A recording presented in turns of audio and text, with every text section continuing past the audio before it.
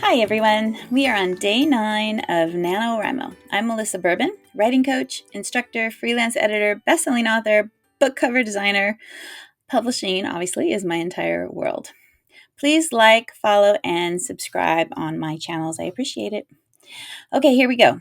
Yesterday, I took you through the basics of the 3-act structure. Today, I am focusing on Act 2 and turning points, and this is a big one.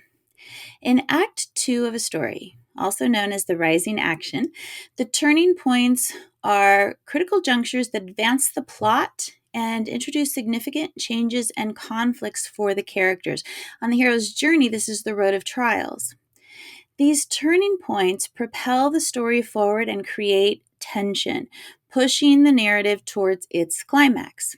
Act 2 is where your characters face challenges, growth, and transformation. And at the heart of this act are the turning points, which are pivotal moments that give your story structure and momentum. Here are the 3 key turning points typically found in Act 2. The first major turning point is the point of no return. This occurs around the end of Act 1 or the beginning of Act 2. It sets the stage for the protagonist's journey by presenting them with an opportunity or a dilemma that they can't ignore.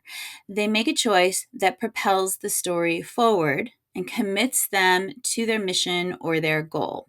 It's the crossing of the threshold in the hero's journey. It's when Dorothy slips on the ruby slippers and sets off on the yellow brick road. It transitions the story from Act 1 to Act 2. At this turning point, the protagonist embarks on a new path. It should create a clear shift in the story and raise the stakes for the protagonist. If Dorothy doesn't go on this journey, she's not going to be able to get back home. It heightens the stakes and increases the tension. It reveals new information or presents an obstacle that the protagonist must overcome, being stuck in Oz or in Munchkinland. As Act 2 progresses, and between the first and second turning points, the protagonist faces increasing conflicts and complications, which makes the journey more challenging. These complications introduce new twists and turns, they escalate the tension, and force the protagonist to make difficult choices. Each complication adds depth to the story, pushing the characters to their limits and raising the stakes even higher. Every obstacle Dorothy faces, helping the Tin Man, helping the Scarecrow, becoming pack leader with the lion, she faces enemies, and she must overcome her own fears along the way. All of this helps her grow and gain skills that she will use later. All of this leads to the second major turning point. The second major turning point in Act 2 is when the conflicts and obstacles intensify, making it that much harder for the protagonist to achieve their goal.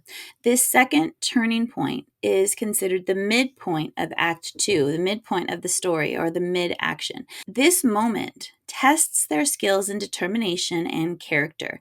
It introduces a major setback, reveals new information or enemies, or exposes flaws that the protagonist must face. It needs to create a sense of urgency, and more importantly, it needs to further complicate the story. This revelation can be a major plot twist, a significant discovery, or a key piece of information that essentially alters the protagonist's understanding of the situation. Dorothy thinks she's going to get to Oz and the wizard and be able to go back home, but that's not what happens. The mid-act revelation serves as a turning point that propels the narrative towards the climax. So Dorothy and her friends face all of these obstacles on the way to the land of Oz, ending with the poppy field. When they get to Oz and meet the wizard, this is where the story should end, right? Dorothy has faced so much and she has reached her destination, so she should be able to simply achieve her goal, have the wizard send her back home. But, of course, that is not what happens, because we have this midpoint turning point where Dorothy learns that the wizard isn't going to do what she's been hoping for all of this time, to send her back to Kansas. Instead, he tells her that she needs to bring back the broomstick of the Wicked Witch of the West. So this is a major challenge, and this is an obstacle she didn't know she had to face. This is the only way that he will help her. This forces Dorothy to make a decision. Does she confront the Wicked Witch and face the consequences? Does she have what it takes? This midpoint, the second major turning point, forcing her to make a decision, is crucial to the story. It forces her into action. And this is the key thing to remember about turning points. Your character needs to act. They need to make decisions, difficult ones, because of these turning points and these obstacles. These decisions are what move the story forward. Your characters can't simply react to things that are happening to them. They need to make things happen through their decisions and actions. That's so important to have an active protagonist. Dorothy chooses to face the witch and bring back the broomstick. She doesn't know what she's getting into, but she still makes that choice, because what other choice does she have? Otherwise, everything is lost, right? She can't go home.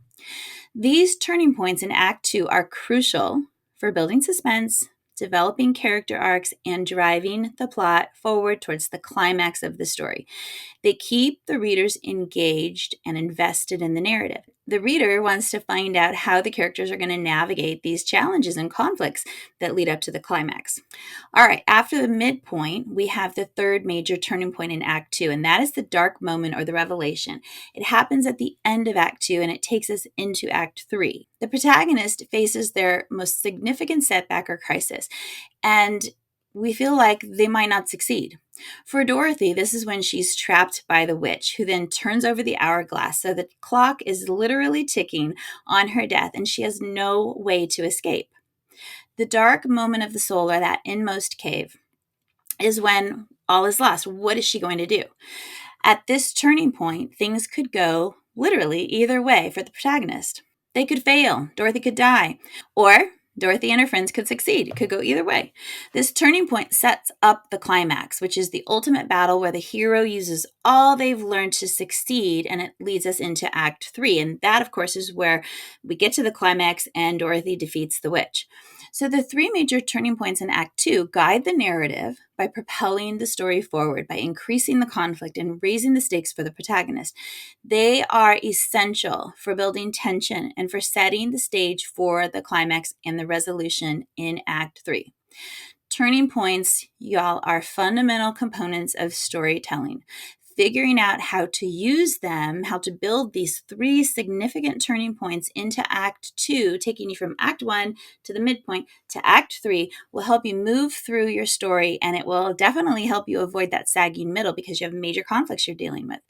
Each turning point propels the story forward, forces the hero into action, and facilitates growth for them. They are also essential in keeping up the momentum of the narrative. They keep your story from becoming stagnant. They help maintain the reader's interest. So let those turning points in Act 2 be your compass. All the obstacles that your character faces between the end of Act 1 and the midpoint, and then from the midpoint to the climax, are what propels your story forward and prepares your protagonist for that final battle. Use Act 2 turning points to infuse your story with excitement and transformation, to build tension, to keep your narrative compelling. That's it for day 9. Please remember to like and subscribe and follow, and I will be back tomorrow with another tip. See you then.